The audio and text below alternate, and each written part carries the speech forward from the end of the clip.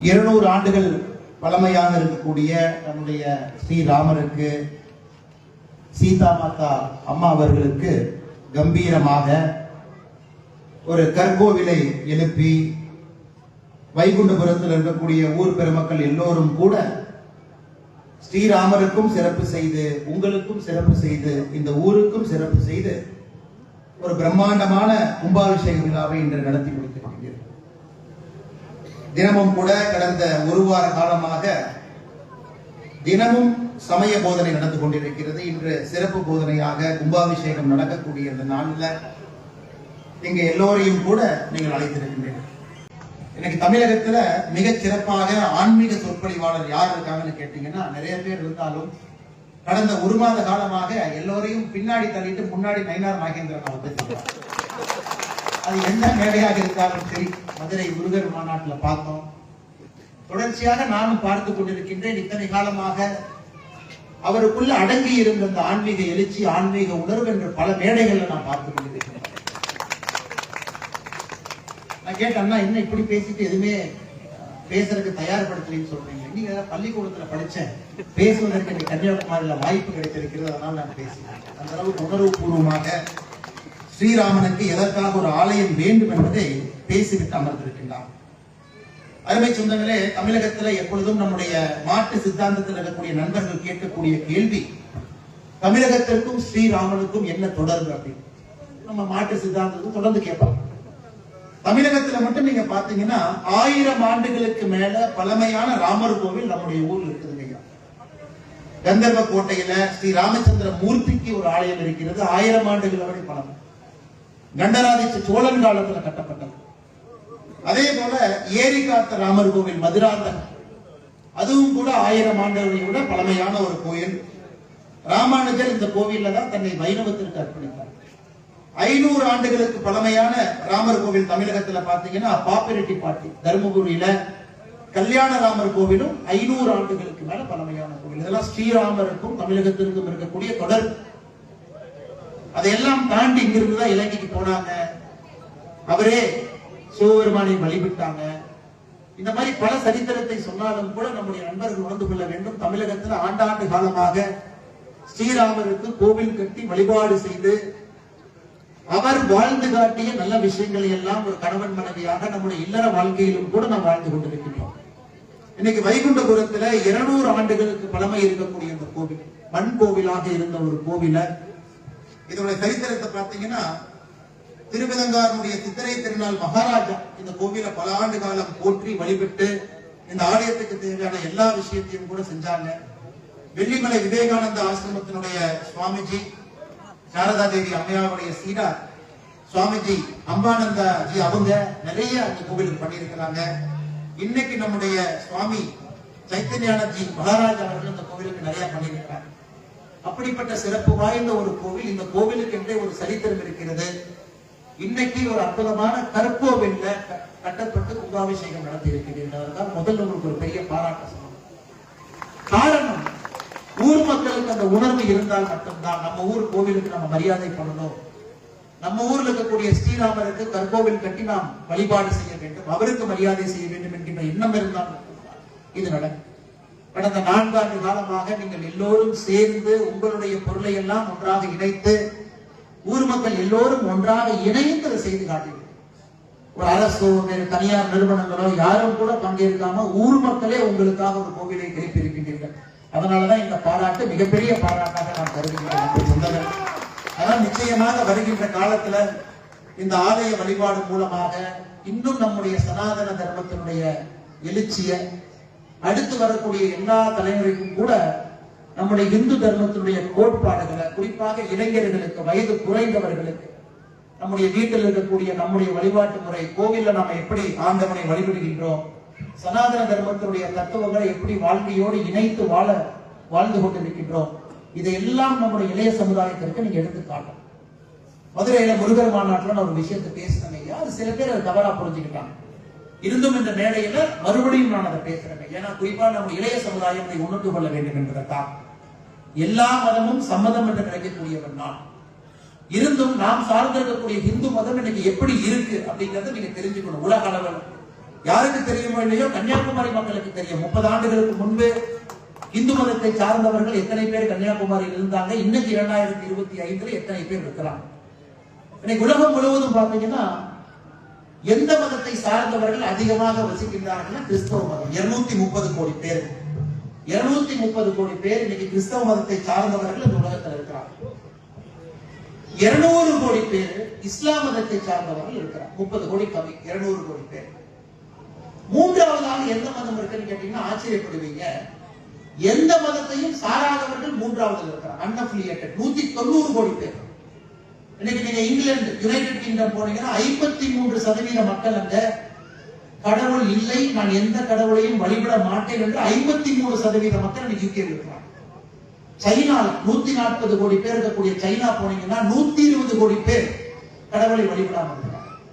இன்னைக்கு உலகத்துல கடவுளை வழிபடாதவர்கள் அதிகமாக கொண்டிருக்கிறார்கள், கடவுள் இல்லை என்று நம்புவர்களும் அதிகமாக கொண்டிருக்கிறார்கள். 190 கோடி பேர் இன்னைக்கு உலகத்தினுடைய மூன்றாவது மதத்தில் இருக்கிறாங்க. அந்த மதம் என்னன்னு கேட்டீங்கன்னா கடவுள் இல்லை என்கின்ற மதம்.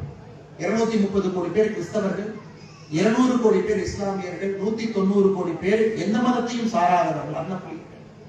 120 கோடி பேர் இந்துக்கள். 120 கோடி பேர் இந்துக்கள். இந்துக்கள் பார்த்தீங்கன்னா உலகத்துல 4வது மதமாக. எத்தனை நாடுகள்ல பெரும்பான்மையாக இந்த சமுதாயம் எல்லாம் இருக்கிறாங்க? இந்து மதத்தை எடுத்துக்கிட்டீங்கன்னா 2 நாட்டுல மட்டும்தான் இந்து மதத்தை பின்பற்றக்கூடியவர்கள் இன்னைக்கு பெரும்பான்மையாக இருக்கின்றாங்க. ஒன்று நம்முடைய பாரத நாட்டில் இருக்கிறாங்க, இன்னொன்று நேபாள் இருக்கிறாங்க. 2 நாட்டுல மட்டும்தான் இந்து மதத்தை பின்பற்றக்கூடியவங்க இருக்கிறாங்க. கிறிஸ்தவ மதத்தை பின்பற்றக்கூடியவர்கள் 120 நாட்டுல பெரும்பான்மையா இருக்கிறாங்க. இஸ்லாமிய மதத்தை பின்பற்றக்கூடியவர்கள் 53 நாட்டுல பெரும்பான்மையா இருக்கிறாங்க. கடவுளே இல்லை என்று நம்பக்கூடியவர்கள் 10 நாட்டுல பெரும்பான்மையா இருக்கிறாங்க. இதை இருக்கக்கூடிய பெற்றோர்கள் உணர்ந்து கொள்ள வேண்டும். இந்த மதத்திலிருந்து ஒருவர் மதம் மாறினாலும் கூட அது மிகப்பெரிய அபாயகரமான சூழ்நிலையை இந்து மதத்துக்கு உருவாகும். அதனாலதான் ஒரு கோயிலுக்கு கும்பாபிஷேகம் பண்ணும் பொழுதெல்லாம் அந்த மதம் மறுபடியும் எழுச்சி பெறுகிறது. குறிப்பா குழந்தைகள், இளைஞர்கள், பெண்கள் விளக்கு பூஜை பண்றாங்க. குழந்தைகளை கொண்டு சனாதன தர்மத்தை அறிமுகப்படுத்துகின்றோம். இந்த மதம் இன்னும் எழுச்சி பெறும். இது ஆச்சரியம் பாத்தீங்கன்னா 2010 2020 10 ஆண்டுகள் எடுத்துக்கிட்டீங்கன்னா இந்த உலகத்துல கிறிஸ்தவர்கள் வெறும் 12 கோடி தான் தேர்ந்தெடுக்கிறாங்க. ஆனா இஸ்லாமியர்கள் 35 கோடி பேர் ஆட் ஆயிருக்கிறாங்க. வெறும் 10 ஆண்டுகள்ல 35 கோடி இஸ்லாமியர்கள் புதிதாக வந்திருக்கிறார்கள். வெறும் 12 கோடி கிறிஸ்தவர்கள் வந்திருக்கிறார்கள். அப்ப நீங்க நல்லா புரிஞ்சுக்கணும், உலகத்துல ஏற்படக்கூடிய தாக்கம் வைகுண்டபுரத்திலும் நடக்கும் என்பதை புரிந்து கொள்ளுங்கள். எங்கேயோ நடக்கக்கூடியது நம்மூர்ல நடக்கும். அப்ப நம்முடைய மதத்தை போற்றி பேணி காக்க வேண்டிய உரிமை, கடமை நமக்கு இருக்கு. நம்முடைய சனாதன தர்மத்தினுடைய கொடியை உயர பிடித்து யாரையும் மதம் மாற விடக்கூடாது. அது கன்னியாகுமரி போன்ற பகுதியில மதம் மாறி இருக்கக்கூடிய சொந்தங்களையும் திரும்ப அழைத்து வருவதற்கான முயற்சி எடுக்கணும். வருகின்ற காலத்துல எந்த மதத்திற்கும் எதிரான மதம் இந்து மதம் கிடையாது. அயோத்தியில நம்முடைய அண்ணன் நயினார் நாகேந்திரன் சொன்னான். இன்னைக்கு பாருங்க, ராமர் அவருக்கு குழந்தை ராமருக்கு கும்பாபிஷேகம் செய்த பிறகு இங்க கும்பாபிஷேகம் பண்ணிருக்கு. இது ஒரு பிறகு 2024 அயோத்தியால பண்ணிருக்காங்க. ஆனா அயோத்தியாவுக்கும் 500 ஆண்டுகள் குழந்தை ராமர் 500 ஆண்டுகள் காத்திருந்தார். 500 ஆண்டுகள் காத்திருந்தார். கிட்டத்தட்ட 140 ஆண்டுகள் அந்த வழக்கு நடந்தது. வழக்கு மட்டுமே 140 ஆண்டு. அதுவரை இந்து சமுதாயம் பொறுமையாக இருந்தார். அவங்க சட்டத்தினுடைய உதவியை நாடுறாங்களோ தவிர சட்டத்தை கையில் எடுத்து ஏதாச்சும் பண்ணி ராமர் கோவிலை கட்ட வேண்டும் என்று இந்து சமுதாயம் நினைக்கும். எல்லா பிரச்சனையும் அடிப்படையை தீர்த்து விட்டு கோவிலை எழுப்ப வேண்டும் என்கின்ற வைராகியத்தோடு 500 ஆண்டுகள் இந்து சமுதாயம் பாரத நாட்டிலே காத்திருந்து 140 ஆண்டுகள் சட்ட வழக்கு அதெல்லாம் நடத்தி 2024 ராமருக்கு கோவில் இருக்கு. இது ஆச்சரியம். சுப்ரீம் கோர்ட்ல அந்த கேஸ் பாத்தீங்கன்னா குழந்தை ராமரே வாதாடினார். பராசரன் ஐயா, நம்முடைய தமிழகத்தை சார்ந்தவர். ஐயாவுக்கு இன்னைக்கு 100 வயசு. 100 வயது இருக்கக்கூடிய பராசரன் ஐயா உச்ச நீதிமன்றத்துல இந்த வழக்கை எடுத்து வாதாடிய பொழுது ஒரு நாள் கூட செருப்பு போடாம உச்ச நீதிமன்றத்துல வாதாடினார் பராசரன் ஐயா. காரணம் என்ன? 100 வயது இருக்கக்கூடிய ஒரு மனிதர், சனாதன தர்மத்தின் மீது முழு நம்பிக்கை இருக்கக்கூடிய பராசரன் ஐயா செருப்பு போடாம தான் உச்ச நீதிமன்றத்தில் இந்த வழக்கு நடத்தினார். காரணம் என்னன்னா, இந்த கேஸே பார்த்தீங்கன்னா லார்டு ராம் வெர்சஸ் இன்னொரு குரூப். இந்த கேஸே குழந்தை ராமர் தனக்காக வாதாடினார். ஆனா குழந்தை ராமர் உச்ச நீதிமன்றத்தில் அவருக்காக பராசரன் ஐயா வாதாடினார். அப்ப பராசரன் ஐயாவே குழந்தை ராமராக உச்ச நீதிமன்றத்தில் வாதாடின காரணத்திற்காக அவர் செருப்பு போடாம குழந்தை ராமராகவே உச்ச நீதிமன்றத்தில் பேசினார். அப்படிப்பட்ட ஒரு ஆழ்ந்த நம்பிக்கை இந்த மண்ணில பாரத மண்ணில் இருக்கு. நாம் எதை செய்தாலும் கூட ஆண்டவனுடைய துணையோடு தான் செய்கின்றோம். எதை செய்தாலும் ஆண்டவன் பார்க்கின்றான் என்கின்ற பயத்தோடு நம்பிக்கையோடு தான் நாம் செய்கிறோம். அப்படிப்பட்ட நாடு நம்முடைய நாடு. மிக பொறுமையாக இருந்து காரியத்தை சாதித்து இன்னைக்கு ராமருக்கு ஆலயம் எழுப்பி பெருமைப்படக்கூடிய விஷயம் என்று சொன்னது. இன்னொரு பக்கம் குறிப்பா நம்முடைய பின்பற்றவில்லை என்றால் அந்த மதத்தை எப்படி சொல்லிக் கொடுப்பது என்று பெரியவர்களுக்கு தெரியாம போயிட்டு. ஒரு குழந்தை என்ற ஒரு மதத்தை எப்படி சொல்லிக் கொடுப்பது? சயின்ஸ் படிக்கிறாங்க, ப்ரூஃப் கேட்கிறாங்க, கடவுள் இருக்காங்க காட்டுங்க அப்படிங்கிறாங்க. நீங்க கடவுளை காட்டுங்க அப்படின்னா நான் நம்ப மாட்டேன். குழந்தைகள் நம்ம பார்க்கிறோம், வேகமாக வளர்றாங்க, மூளை வளர்ச்சி ரொம்ப அதிகம். அந்த வயசுல நாம் இருந்ததை விட நம்மை விட 10 மடங்கு 20 மடங்கு இருக்கிறாங்க. அந்த குழந்தைக்கு அந்த குழந்தை எப்படி புரிந்து கொள்ள வேண்டுமோ அதை போல அந்த மதத்தை சொல்லிக் கொடுக்க வேண்டிய கட்டாயம் குறிப்பாக தாய்மார்களுக்கு தந்தைமார்களுக்கு இருக்கு. மதுரை மாநாட்டில் நாம் எல்லாம் பேசிய பொழுது மாநாடு முடியும் பொழுது கிட்டத்தட்ட 5 லட்சம் பேருக்கு மேல அந்த நிகழ்ச்சி முடியும் பொழுது கந்த சஷ்டி கவசம் பாட வேண்டும் என்கிற முடிவு செய்தார். 5 லட்சம் பேரும் பாடணும். அது ஒரு கின்ன சாதனையாக நடத்தப்பட வேண்டும். மேடையிலே தலைவர்கள் எல்லாம் இருந்தார்கள். அப்படியே கார் மேகம் அப்படியே கும்முன்னு வருது. மழை வரும்னு எல்லாத்துக்குமே தெரியும். மழை பெய்ய ஆரம்பிக்கும். அந்த நேரத்தில் நம்முடைய தலைவர்கள் எல்லாம் சொன்னாங்க, நிச்சயமாக கந்த சஷ்டி கவசம் பாடி முடிக்கும் வரை மழை வராது. அதில் ஒரு ஆச்சரியமான விஷயம், அப்படியே துளி உழுவுது, ஆனா மழை வரல.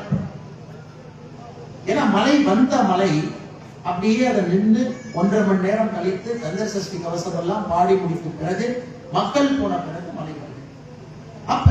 அப்ப கந்த சஷ்டி கவசம் ஒரு சாதாரணமான முருகபெருமானுக்காக பாடக்கூடிய ஒரு பாடலா, இல்லே அதிலே ஒரு மந்திரத்தினுடைய மர்மம் கந்த சஷ்டி கவசத்துல இருக்கா? இன்னைக்கு நல்லா நீங்க கந்த சஷ்டி கவசத்தை வீட்டுல பாடுறவங்க நல்லா யோசிச்சு பாருங்க. சரவண பவ அப்படின்னு ஒரு வார்த்தையை பயன்படுத்தும். சரவண பவ என்கிற வார்த்தையை பயன்படுத்தும். சரவண பவ, சரவண பவ ஒரு மந்திர சொல். அப்படி சரவண பவ இது சொல்லும் பொழுது ஒரு மந்திர சொல். நமக்குள்ள அந்த ஒளியை நாம் சொல்லும் பொழுது நமக்குள்ள ஒரு மாற்றம் வரும். நல்லா பாருங்க, சரவண பவன்ல முன்னாடி இருக்கக்கூடிய சாவ தூக்கி நான் பின்னாடி போடுறேன். சரவண பவன்ல சாவ தூக்கி பின்னாடி போடுறேன். ரவண பவச, சா தூக்கி பின்னாடி போட்டா ரவண பவச. இப்ப முன்னாடி இருக்கக்கூடிய ராவ தூக்கி பின்னாடி போடுறேன். வனவ வசர. முன்னாடி இருக்கக்கூடிய பாவ தூக்கி மறுபடியும் பின்னாடி போடுறேன். நவவ சரவ. நாவ தூக்கி மறுபடியும் பின்னாடி போடுறேன். பவச ரவண. முன்னாடி இருக்கிற பாவத்துக்கு பின்னாடி போடுற வஸ்தர வனவ. இப்ப உங்களுக்கு தெரியுமோ, இது எங்கேயோ கேட்ட மாதிரி இருக்கு. இந்த சரணபவத்தினுடைய ஒரே ஒரு வார்த்தை இங்கே மாத்தணும்னா இது எங்கேயோ கேட்ட மாதிரி இருக்கு, எங்கேயோ படிச்ச மாதிரி இருக்கு நமக்கு ஞாபகம். இது எங்க வருதுன்னா, முருகனுக்காக நீங்க பாடக்கூடிய அந்த மந்திர பாடல், அதுலயே இதை நீங்க படிப்பீங்க. அதுல இந்த வார்த்தையை சொல்வீங்க. ரவண பவச, வனபவசர, நவபசரவ, பவச ரவண, இதெல்லாம் சொல்லுங்க. எதற்காக 18ஆம் நூற்றாண்டுல எழுதப்பட்ட ஒரு மந்திர பாடல்ல இந்த வார்த்தைகள் எதற்காக வரும்? நாம சொல்ற நம்முடைய தமிழ் மொழியை பொறுத்தவரை இது ஆண்டவனுக்கு நேரடியாக நாம் பேசக்கூடிய ஒரு மொழி. இதிலே விஞ்ஞானமும் இருக்கிறது, இதிலே மந்திரமும் இருக்கிறது, இதிலே இலக்கியமும் இலக்கணமும் ஆழ்ந்து இருக்கிறது. அதனாலதான் தமிழ் மொழி இந்த உலகத்தினுடைய செம்மையான மூத்த மொழி நாம் சொல்றோம். ஏன்னா சரவண பவ நல்லா யோசிச்சு பார்த்தீங்கன்னா, கந்த சஷ்டி கவசத்துல அது எப்படி தேவராய பெருமானையா கொண்டு வந்திருப்பாங்கன்னா, முழுவதுமாக ஒரு மந்திரத்தை ஒரு பாட்டாக மாற்றியிருப்பாங்க. முழுவதுமாக ஒரு மந்திரத்தை ஒரு பாட்டாக. கந்த சஷ்டி கவசம். அதுல கந்த என்கின்ற வார்த்தை நம்முடைய தொப்புள் கொடியிலிருந்து 2 இன்ச் கீழே, 5 சென்டிமீட்டர் கீழே அங்க இருக்கக்கூடிய பகுதியை கந்த என்கின்ற வார்த்தையை பயன்படுத்துறோம். தொப்புள் கொடியிலிருந்து 2 இன்ச் கீழே. சஷ்டி, சஷ்டி விரதம் இருக்கிறோம். சஷ்டி ஒரு நாள். சஷ்டிக்கு இன்னொரு வார்த்தையும் இருக்கிறது, சட்டி. சட்டி என்றால் நம்முடைய கந்த பகுதி சக்தி மாதிரி இருக்கிறனால தொப்பில் இருந்து 2 இன்ச் கீழே வந்தீங்கன்னா அந்த பகுதி கந்த, அது அந்த பகுதி சக்தியை போல இருக்கும். கந்த சக்தி கவசம், கந்த சஷ்டி கவசமா மாறும். இன்னும் கொஞ்சம் விட்டு பார்த்தீங்கன்னா நம்ம பெரியவங்க சொல்லுவாங்க சக்தியில் இருந்தால்தான் அகப்பெயர் வரும். அந்த வார்த்தை சக்தியில் இருந்தால்தான் அகப்பெயர் வருங்கிறது கிடையாது, சஷ்டியில் இருந்தால்தான் அகைப்பெயர் வரும். ஏன்னா சஷ்டியும் சக்தியும் உண்டு. அப்ப பெண்கள் சஷ்டியிலே விரதம் இருக்கும் பொழுது அகப்பையில கருவிலே உயிர் உண்டாகும் என்கிற அர்த்தம். அதைத்தான் சஷ்டியில் இருந்தால்தான் அகைப்பையில் வரும். கந்த சஷ்டி கவசம் படிக்கும் பொழுது நிச்சயமாக பெண்களுக்கு குழந்தை பாக்கியம் கிடைக்கும் என்பதை உறுதியா எப்படி சொல்றாங்கன்னா, இந்த மந்திர வார்த்தையை நீங்கள் பயன்படுத்த ஆரம்பிக்கும் பொழுது சரவண பவ என்கின்ற வார்த்தையில அந்த ஒளியை உங்கள் நாட்டை வைத்து நீங்கள் பயன்படுத்தும் பொழுது உங்களுடைய சக்தி பகுதியை கந்த பகுதியில அதற்கான உயிரோட்டத்தை ஆரம்பித்து இப்ப பார்க்கணும். இது விஞ்ஞானம். நம்ம குழந்தைகள் இதெல்லாம் கேட்கிறாங்க, நீ முருகனுக்கு போய் பாட்டு படிச்சா எப்படி முருகன் வருவார்? இதையெல்லாம் நாம் சொல்ல வேண்டிய கட்டாயம் நமக்கு இருக்கு. இன்னைக்கு உயிரோட்டமாக நம்முடைய சனாதன தர்மம் இருக்க வேண்டும் என்று நாம் நினைத்தால் நம்முடைய குழந்தைகளுக்கு விஞ்ஞான முறையில கடவுளை காட்ட வேண்டிய கட்டாயம் நமக்கு இருக்கு. அது மட்டும் இல்லாம இந்து தர்மத்தை பொறுத்தவரை இன்னைக்கு உலகத்திற்கு இருக்கக்கூடிய பிரச்சனைகளுக்கெல்லாம் தீர்வாக ஒரு தர்மம் இருக்குன்னா நம்முடைய இந்து தர்மம் மட்டும் எதுவுமே கிடையாது. உலகத்தில் இருக்கக்கூடிய எல்லா பிரச்சனைக்கும் தீர்வு நமக்கு இருக்கு. இன்னைக்கு எல்லா தர்மமும் என்ன பண்றாங்க பாருங்க. எல்லா தர்மமும் பொறுத்தவரை என்னுடைய தர்மத்தை நீ பின்பற்றவில்லை என்றால் நீ எதிரி அப்படிங்கிறது தான் மற்ற தர்மத்தினுடைய நோக்கம். மற்ற தர்மத்தை பார்த்தீங்கன்னா உலகத்தில் இருக்கக்கூடிய எல்லா பொருளுமே ஆண்டவன் உருவாக்கி இருப்பது தர்மத்தில் பிறந்த நீங்கள் அதை அனுபவிப்பதற்காக. அப்ரஹாமிக் ரிலீஜன் கிறிஸ்தவ மதத்தை பொறுத்தவரை இயற்கையில் இருக்கக்கூடிய எல்லா பொருளுமே நீங்கள் அதை அனுபவிக்க. ஆனா இந்து தர்மத்தை பொறுத்தவரை உலகத்தில் இருக்கக்கூடிய எல்லா பொருளும் உங்களோடு சேர்ந்து இருந்து பயணிக்க என்கிற வார்த்தை. உயிர் இருக்கிற பொருளும் உயிர் இல்லாத பொருளும் சனாதன தர்மத்துல ஒன்றாக பார்க்கக்கூடிய பாவனை நமக்கு. உயிர்களை கொள்ளலாமா கொள்ளக்கூடாதா, உயிர்களை உண்ணலாமா உண்ணக்கூடாது, எல்லாம் இந்த தர்மத்துல இருக்கு. இன்னைக்கு உலகத்தில் இருக்கக்கூடிய எல்லா பிரச்சனைக்கும் வேற்றுமையின் ஒற்றுமையாக நம்முடைய சனாதன தர்மத்தில் இருந்துதான் அடுத்த 21, 22ஆம் நூற்றாண்டு இந்தியாவில் இருந்துதான் உலக அமைதி இங்கிருந்தாங்க ஐயா போகுது. யோகா நம்முடைய சனாதன தர்மத்திலிருந்து உருவானது. இன்னைக்கு உலகத்துல 194 நாடுகள்ல ஜூன் 21ஆம் தேதி உலக யோகா தினத்தில் எல்லாரும் பங்கேற்கிறாங்க. அது நாம் நம்முடைய சனாதன தர்மத்தில் இந்த உலகத்திற்கு கொடுத்திருக்கக்கூடிய கொடை. நாம் சொல்லுகின்றோம் 108 யோக நிலையில உங்கள் மனதில் உங்களால் அமைதி கொண்டு வர முடியும். நாம சொல்றோம். இன்னைக்கு ஐநா சபையில எப்படி யோகாக்கு ஒரு நாள் கொடுத்திருக்கிறாங்களோ அது போல் தியானத்துக்கு ஒரு நாள் கொடுக்க போறாங்க. அதற்கான ரெசல்யூஷனை மூவ் பண்ணிட்டாங்க. தியானத்துக்கு ஒரு நாள். தியானமும் நம்முடைய சனாதன தர்மத்திலிருந்து நாம் கொடுத்திருக்கோம். பாருங்க, இன்னைக்கு நம்முடைய சனாதன தர்மம் பாரத நாட்டில் நமக்கு மட்டும் இல்லை. நம்முடைய சனாதன தர்மம் பாரத நாட்டிலிருந்து உலக நாடுகளுக்கு, அது உலக அமைதியாக இருக்கட்டும், உலக மேன்மையாக இருக்கட்டும், நம்ம கொடுக்கணும். அதைத்தான் கடவுள்கிட்ட போய் கேட்கணும். கும்பாபிஷேகம் பண்றோம். கும்பாபிஷேகம் பண்ண பொழுது நம்ம எல்லோருக்குமே தெரியும் கும்பத்துக்குள்ள என்ன வைப்போம். கும்பாபிஷேகம் குழந்தைங்கள இருக்கிறீங்க, உங்களுக்கு எப்பவுமே விஞ்ஞானம் வேண்டும் என்று கேட்கிறேன். அப்ப அந்த கும்பத்துக்கு எங்கிருந்து பவர் வரும்? இன்னைக்கு கும்பாபிஷேகம் பண்ணியாச்சு, ஸ்ரீராமருக்கு. இன்னும் 14 ஆண்டுகள் கழித்து மறுபடியும் கும்பாபிஷேகம் பண்ணும். பட் எத்தனை பேருக்கு தெரியும் கும்பத்துக்குள்ள இருக்கக்கூடிய நெல் பயிர், கும்பத்துக்குள்ள நீங்க வைக்கக்கூடிய நெல் பயிரை 14 ஆண்டுகள் கழித்து கும்பத்துக்குள் இருக்கக்கூடிய நெல்லை எடுத்து விதைத்தாலும் அது முளைக்கும். அது முளைக்கும். அப்ப 14 ஆண்டுகள் ஒரு கோவிலுடைய கும்பத்துக்குள் இருக்கக்கூடிய நெல்லுக்கு அவ்வளவு சக்தினா அந்த சக்தியை நீங்க உருவாக்கணும். கும்பாபிஷேகமே பாத்தீங்கன்னா ஹையஸ்ட் ஃபார்ம் ஆஃப் சயின்ஸ்.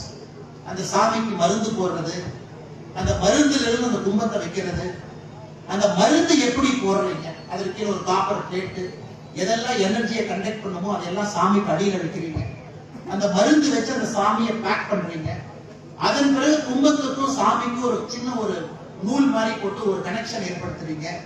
கும்பத்துக்குள்ள நெல் வைக்கிறீங்க. கும்பத்துக்குள் எதற்கு நெல் வைக்கின்றோம் என்றால் அந்த நெல் உயிரோடு இருந்தால் மட்டும்தான் அந்த கோவில்ல சக்தி இருக்கிறது என்கின்ற அர்த்தம். அதனால அந்த கும்பாபிஷேகத்துக்கு முன்னாடி பாலாலயம் செய்யும் பொழுது அந்த கும்பத்தை எடுத்து பார்க்கும் பொழுது உள்ள இருக்கக்கூடிய நெல் அதை எடுத்து விதைச்சீங்கன்னா முளைக்கும்.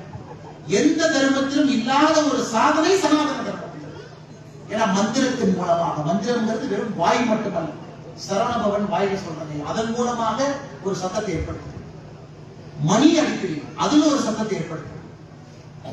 தீபார்த்தனை காட்டுறீங்க, அதிலே ஒரு எனர்ஜி ஏற்படுத்து. பூ வைக்கிறீங்க, அதிலே வாசனையில ஒரு எனர்ஜி ஏற்படுத்துறீங்க. கடவுளுடைய 5 முக்கியமான சென்சஸுக்கும் 5 விதமான விஷயங்களை நீங்கள் கொடுத்து அந்த கடவுளை எப்பொழுதுமே வைப்ரேஷன் வச்சிருக்க. அந்த கும்பமும் எனர்ஜைஸ்டா வைப்ரேஷனா. அப்ப எப்ப நீங்க கோயிலை போய் கடவுளை பார்த்தாலும் அங்க இருக்கக்கூடிய எனர்ஜியை நீங்க எடுக்கிறீங்க. நீங்க நல்ல மனசோடு வெளியே வரீங்க. அதான் இந்த கும்பாபிஷேகத்துடைய மகத்துவம். சரியான நபர்கள் செய்யணும், சரியான முறையில செய்யணும். தேர்ந்த வல்லுநர்கள் மட்டும்தான் கும்பாபிஷேகத்தை கைவிடும். இதெல்லாம் தாண்டி இன்னும் போனீங்கன்னா, ஒரு கோவில் கட்டுவதே ஒரு நெல்லை அடிப்படையாக வைத்து, ஒரு நெல் மணி. ஒரு ஊர்ல அந்த காலத்துக்கு இப்பெல்லாம் இல்லைங்க, பெரியவங்க போய் எப்படி கோவில் கட்டுவீங்கன்னா, எங்கே கோவில் கட்டணுமோ அங்க வருவாங்க. கோவில் கட்டுறதுக்கு பக்கத்துல எங்க நெற்பயிர் இருக்கோ அங்க போவாங்க. அங்க இருக்கக்கூடிய நெல் எடுத்து, அந்த மணி எடுத்து சரியான ஒரு நெல்மணி எடுப்பாங்க. 8 நெல்மணியை ஒன்னா சேர்த்துனீங்கன்னா ஒரு யூனிட் ஆஃப் மெஷர்மெண்ட். இந்த கோவில் இருக்கக்கூடிய எல்லா அகலமும், கோவில் இருக்கக்கூடிய எல்லா மெஷர்மெண்ட்டும் 8 நெல்லை வச்சீங்கன்னா என்ன லென்த் வருமோ அதை ஆகாரமாக அடிப்படையாக வைத்துதான் ஒரு கோயிலை கட்டணும். ஒரு கோவிலுடைய அடிப்படை தன்மை என்பது அந்த ஊர்ல விளைந்த ஒரு நெல் மணியினுடைய லென்த் என்ன இருக்கோ அதை அடிப்படையாக வைத்துதான் அந்த கோவிலுடைய லென்த்தை நீங்க கட்டணும். அவ்வளவு சயின்ஸ் நம்ம கட்டுங்க. அதையெல்லாம் நம்ம வெளியே கொண்டு வரோம். அதையெல்லாம் குழந்தைகளுக்கு எடுத்து சொல்லணும். 190 கோடி பேர் கடவுள் இல்லை என்று சொல்லுகின்றார்கள்.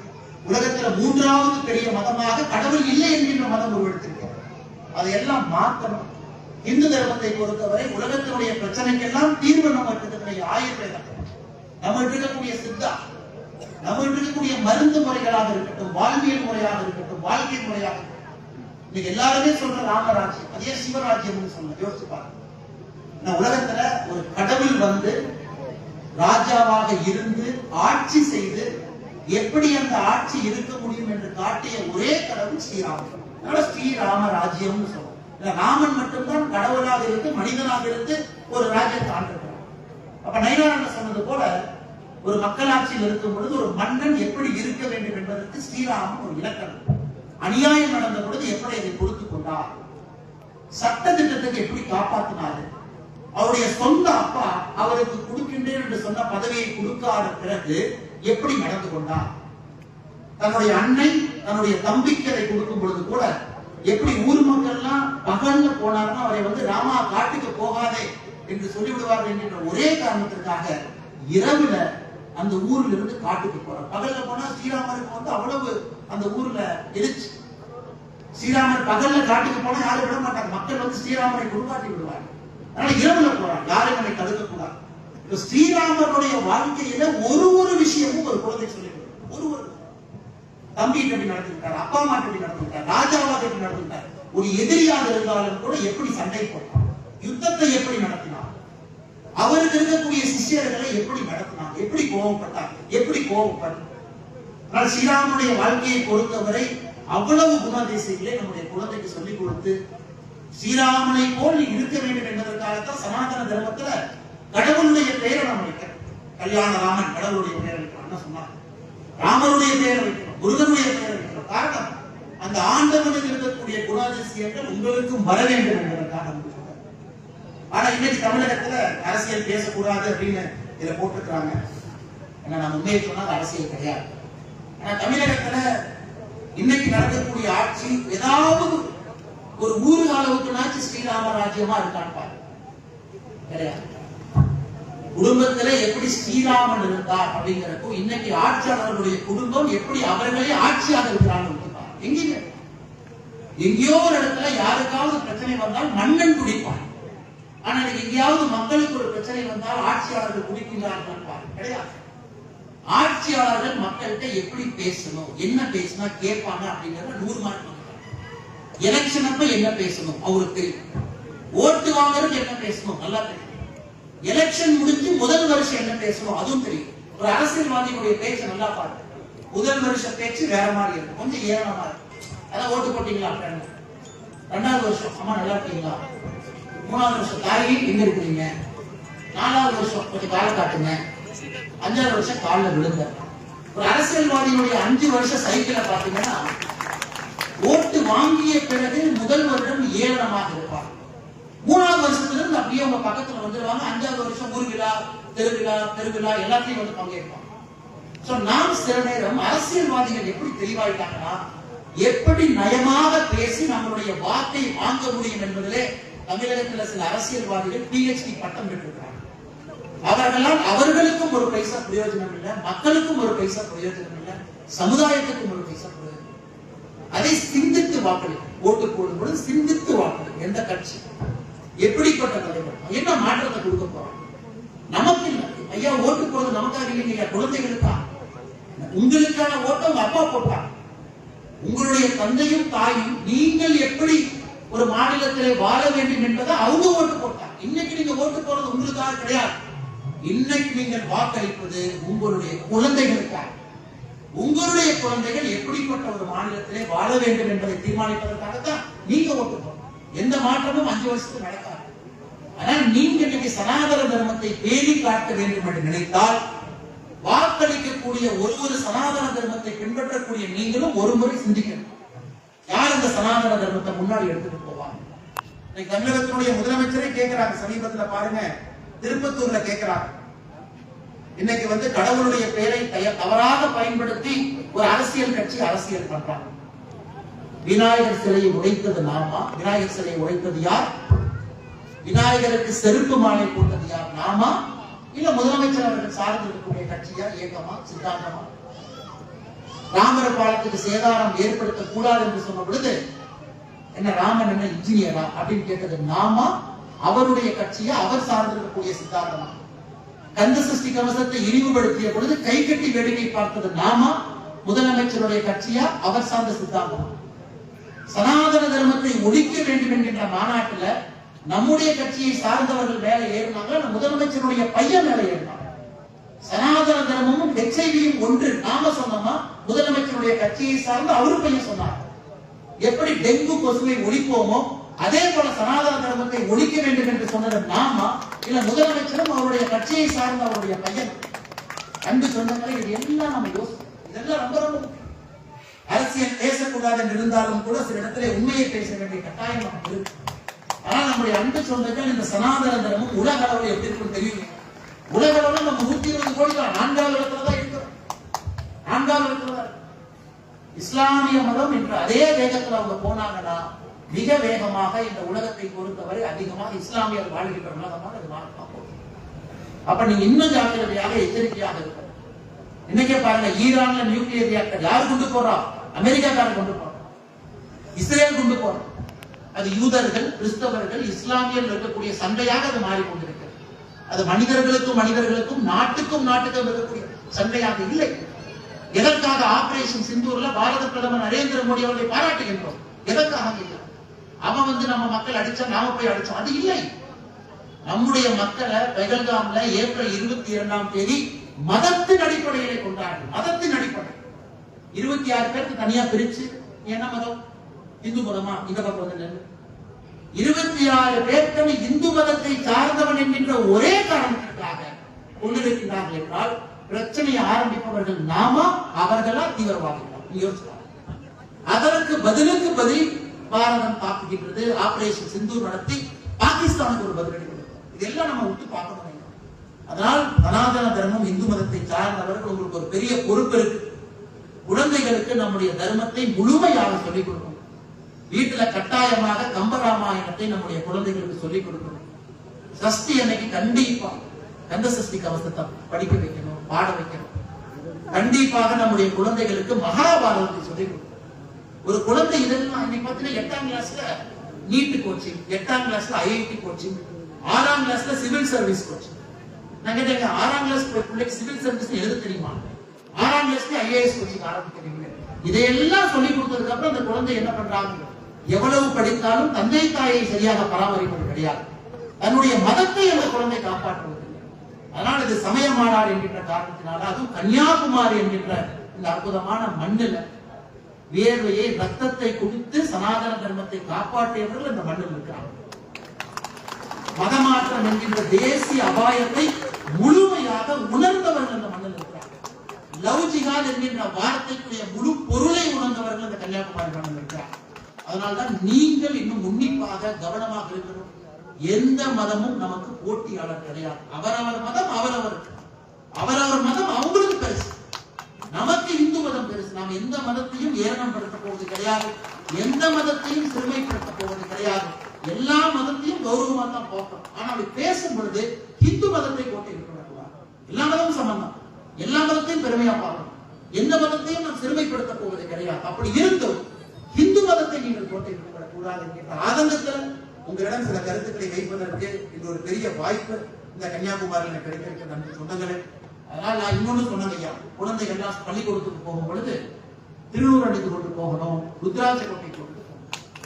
தமிழகத்தினுடைய கல்வித்துறை அமைச்சர் அன்பில் மகேஷ் பொய்யாமொழி சொன்னாரு, இந்த அண்ணாமலையினுடைய வாதம் பாருங்க, சிறுபிள்ளைத்தனமா பேசுறாரு. அதனாலதான் கர்ம வீரர் காமராஜர் ஐயா யூனிஃபார்ம் கொண்டு வந்தார். ஐயா குடும்பத்துல என்னுடைய மனைவியினுடைய தாத்தா கிருஷ்ணசாமி ஐயா அரசு பள்ளியில 1960-70 காலகட்டத்துல டீச்சரா இருந்தவர். முதலாக யூனிஃபார்ம் சிஸ்டத்தை கொங்கு பகுதியில கொண்டு வந்தவர் அவர், தமிழகம் முழுவதும் வருவதற்கு முன்பு. எதற்குனா, ஒரு பள்ளிக்கூடத்துல மில்லு ஓனர் வந்து மேலையும் மில்ல வேலை பார்க்கிற தொழிலாளர்கள் கீழே உட்கார்ந்து இருக்கிறாங்க. அவங்க சாக்கு பையில் உட்கார்ந்து இருக்கிறாங்க, இவங்க மரபெஞ்சில் உட்கார்ந்து இருக்கிறாங்க. அவங்க காதல வைரக்கடுக்கன் போட்டிருக்கிறாங்க. இந்த குழந்தைகள் எதுவுமே இல்லாம கீழே இருக்கிறாங்க என்பதை உடைப்பதற்காகத்தான் சீருடை கொண்டு வரப்பட்டது. சீருடை என்பது மத அடையாளங்களை மறைப்பதற்காக கொண்டு வரப்படவில்லை. சீருடை என்பது நம்முடைய சமுதாயத்துல ஜாதி ஏற்றத்தாழ்வு, பணக்காரன் ஏழை என்பதை உடைப்பதற்காகத்தான் பள்ளிக்கு சீருடை கொண்டு வரும். ஒரு பள்ளிக்கூடத்திற்கே நான் திருநூறினுடைய குழந்தையை வச்சுட்டு போகாதுன்னு நம்ம நினைச்சோம்னா என்ன சனாதன தர்மத்தை நாம் காப்பாற்றுகின்றோம்? எந்த இந்து மத தர்மத்தை நாம் வாழ்கின்றோம்? ஒரு பெண் குழந்தையை பொட்டு வச்சுக்கிட்டு பள்ளிக்கூடத்துக்கு போக முடியும்னா எப்படி அந்த பெண் குழந்தை சனாதன தர்மத்தை காப்பாற்று? பள்ளிக்கூடத்துக்கு போகும்போது பொட்டு அழி, பள்ளிக்கூடத்துக்கு வெளியே வந்ததுக்கு அப்புறம் பொட்டை வெளியினா நமக்கும் அண்ணன் திருமாவளவன் அவர்களுக்கும் என்ன வித்தியாசம் சொல்லு? திருமாவளவன் சொல்றவன் இல்ல வேர்வை அதிகமா வந்துச்சு அதனால லைட்டா தொடச்சேன். யாரு காதுல சுத்த வேண்டியதுலாம் நம்ம காதுல சுத்த. அதனாலதான் நன்றி சொந்தங்களே, சீருடை அணியணும். அனைத்து மனிதர்களும் சமம் என்று நினைப்பவன் தான் நீங்க, ஐநாறு அண்ணன் இருக்கிற எல்லோரும். எந்த ஜாதிகளும் கிடையாது, எல்லா ஜாதிகளும் சமம் என்று நினைப்பவர்கள் நாம். ஆனால் நம்முடைய மத அடையாளத்தை நாம் இடுவதிலே எந்தவித தவறும் இல்லை என்பதை தமிழக அரசு சொன்னது. ஒரு குழந்தைய ருத்ராட்ச கொட்டை போடாத, திருநூறு வைக்காத, குங்குமம் வைக்காத பள்ளிக்கூடத்திலே அந்த குழந்தைக்கு சொல்லிக் கொடுத்தா அது செக்குலரிசம் இல்லைங்க. அது மத சார்பின்மை கிடையாது. அது ஒரு மதத்தை காலில் போட்டு மிதிப்பதற்கு சமம். அதனால நீங்க தைரியமா குழந்தைகளுக்கு நம்முடைய மத அடையாளத்தை நீங்க வச்சு விடுங்க. குழந்தைகள் பள்ளிக்கூடத்துக்கு போகும், அந்த குழந்தைக்கு தெரியட்டும் இன்னொரு மதமும் முக்கியம் என்பதை சொல்லிக் கொடுக்கும். அது இஸ்லாம் மதமாக இருக்கட்டும், கிறிஸ்தவ மதமாக இருக்கட்டும், அந்த மதமும் முக்கியம் என்பதை சொல்லிக் கொடுக்கும். அந்த மதத்தையும் சமமா பாருன்னு சொல்லிக் கொடுக்கும். அது சொல்லிக் கொடுக்க வேண்டுமோ தவிர திருநூறு வைக்காத, ருத்ராட்ச கொட்டை போடாத என்று சொல்லிக் கொடுப்பது தவறான ஒரு வாதம்.